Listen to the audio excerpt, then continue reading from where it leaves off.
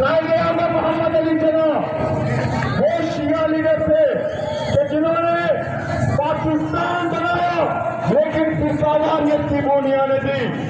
آج حسینی کارواں چلتے ہوئے کربلا میں آپ کو یہ چلتا ہے جہاں 2.5 سے 3 کروڑ ادادار کربلا میں بشی کر رہے ہیں.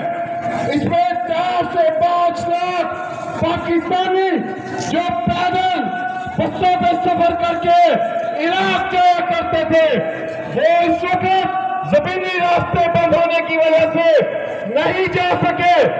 لیکن آج یہ چہلم امام حسین علیہ السلام نہ صرف سرزمین بہاول نگر میں منایا جا رہا ہے بلکہ پوری دنیا میں نواسہ رسول کا چہلم منایا جا رہا ہے.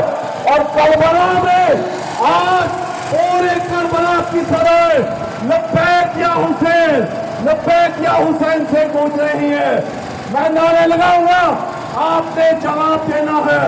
لبیک یا رسول اللہ، لبیک یا رسول اللہ، لبیک یا رسول اللہ، لبیک یا رسول اللہ، لبیک یا زہرا، لبیک یا زہرا، لبیک یا زینب سلام اللہ، لبیک یا زینب سلام اللہ، لبیک یا حسین، لبیک یا حسین. نعرہ تکبیر.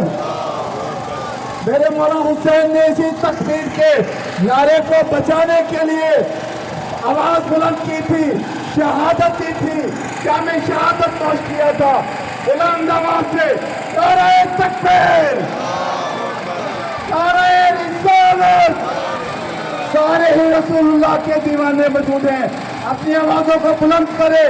نعرہ رسالت، نعرہ حیدری، حسینیت، یزیدیت پر محمد و آل محمد بلند سے بلند تر صلوات.